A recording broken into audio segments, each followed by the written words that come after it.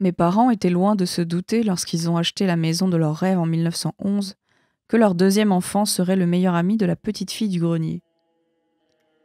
Depuis que je me souviens, j'ai su des choses que je ne devrais pas savoir et j'ai vu des choses qui n'existaient pas techniquement. Lorsque j'étais enfant, mes parents faisaient passer ces choses pour des amis imaginaires. Le temps a passé, j'ai grandi, mais mes amis imaginaires n'ont jamais disparu. Une amie en particulier est restée très proche de moi pendant longtemps. Elle a commencé à regarder dans l'embrasure de ma porte à l'âge de 3 ans, et elle a vieilli en même temps que moi. Des années après l'apparition de la petite fille, ma famille et moi étions en train de nettoyer notre sous-sol. Au-dessus des chevrons apparents, mon frère a découvert une pile de vieilles photographies. Au sommet de cette pile d'images poussiéreuses se trouvait ma meilleure amie imaginaire, et à côté de son visage se trouvait un nom, Jane. Jane venait dans ma chambre presque tous les soirs. Elle descendait les marches du grenier, me fixait par la porte et entrait dans ma chambre, jouant parfois avec mes affaires, mais priant toujours au pied de mon lit. Jane terminait sa visite nocturne en descendant les escaliers jusqu'à la salle de séjour de la famille. Lorsque notre alarme était réglée, elle déclenchait les détecteurs de mouvement, mais mes parents ne m'ont jamais cru. Ils disaient que c'était la poussière. J'ai passé les années suivantes à dormir avec la lumière allumée pour que Jane ne me surprenne pas autant, et bientôt, en vieillissant, j'ai commencé à la voir de moins en moins. À 15 ans, j'ai cessé de la voir. Elle est devenue davantage un sentiment ou une voix que j'entendais dans les moments difficiles. Un esprit auquel je dois d'avoir sauvé ma vie plus d'une fois. Après avoir vu sa photographie, elle est devenue mon bien le plus précieux et je l'ai conservée dans un vaisselier de notre cuisine. Ce n'était pas l'endroit le plus sûr. Un après-midi, quand j'avais 15 ans, notre cuisine a pris feu et la pile de photos a brûlé. À l'âge adulte, j'ai commencé à étirer mes muscles psychiques et à voir à nouveau les choses, ce qui m'a rassurée sur le fait que tout cela n'était pas le fruit de mon imagination et m'a donné envie de revoir Jane, que j'avais vue pour la dernière fois il y a 20 ans. J'ai commencé à vouloir savoir si je pouvais prouver, document à l'appui, qu'elle était bien une personne naturellement morte dans son enfance.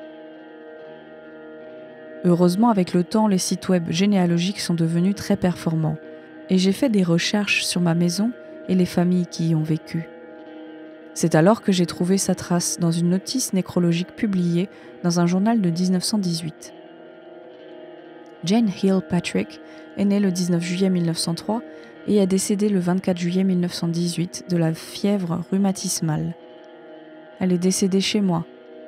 L'adresse figurait dans sa notice nécrologique parce que sa veillée funèbre avait eu lieu chez nous.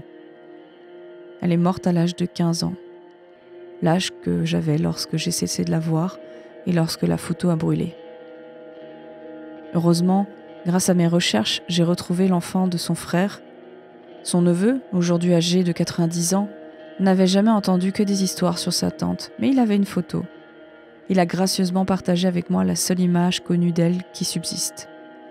Le visage que j'ai vu était sans équivoque. C'était ma première amie et mon esprit préféré, Jane.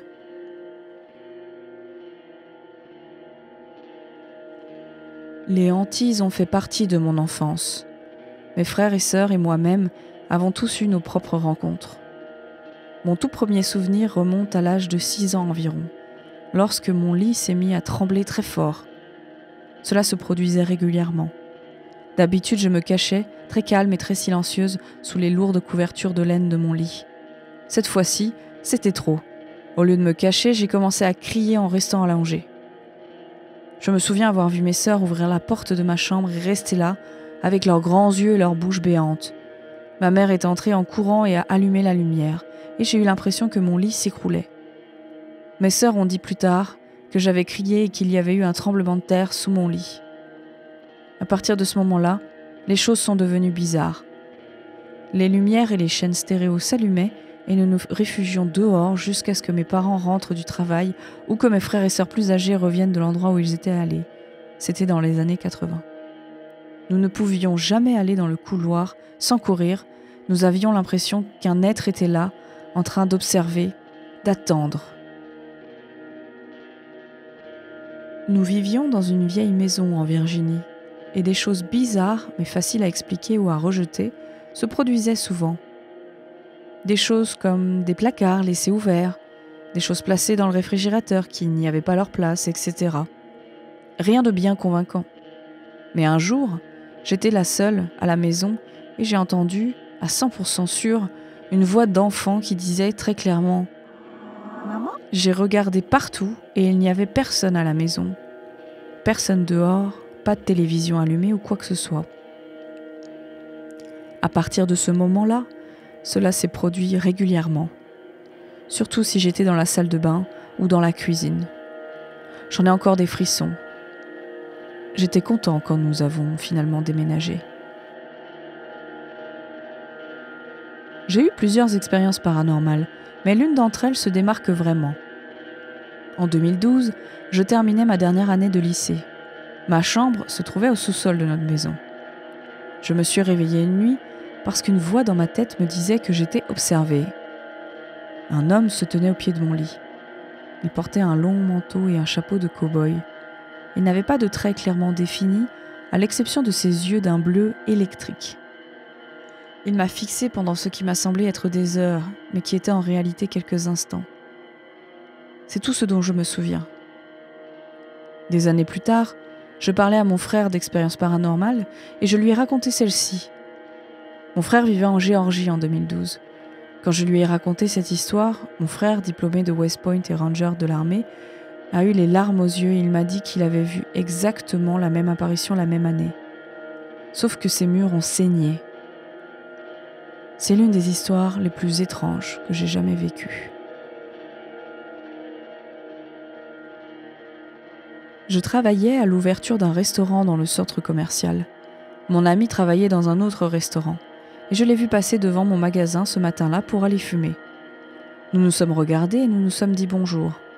Il était calme et timide, tout comme moi, et il est parti tandis que je continuais à travailler à l'ouverture du magasin. Quelques heures plus tard, j'ai reçu un appel de notre ami commun. Il m'a dit que notre ami était décédé cette nuit-là. « Mais comment ? Je viens de le voir ?» j'ai dit. Mais comment je l'ai vu ? Il n'y avait pas d'explication. Cela m'a brisé le cœur. Aujourd'hui encore, je revois ce matin-là dans ma tête. Ses autres collègues de travail jurent qu'ils l'ont également vu, et je n'en douterai jamais. Quand j'avais environ 9 ans, j'étais chez ma grand-mère maternelle. Elle vivait à la campagne dans une vieille ferme que mon grand-père avait construite dans les années 1920. Ma grand-mère et moi partagions une chambre avec 2 lits jumeaux. C'était le milieu de la nuit et je me suis réveillée avec un homme debout au pied de mon lit, hochant la tête. J'étais terrifiée et j'ai fermé les yeux. Quand je les ai rouverts, il avait disparu. Le lendemain matin, j'ai raconté à ma grand-mère ce qui s'était passé et elle est allée chercher une photo que je n'avais jamais vue auparavant. C'était une photo de mon défunt grand-père. Je ne l'avais jamais rencontré parce qu'il était décédé en 1956. C'était l'homme que j'avais vu au pied de mon lit la nuit précédente. Merci grand-père pour ce si beau souvenir. Et vous, avez-vous déjà vu quelque chose au pied de votre lit ?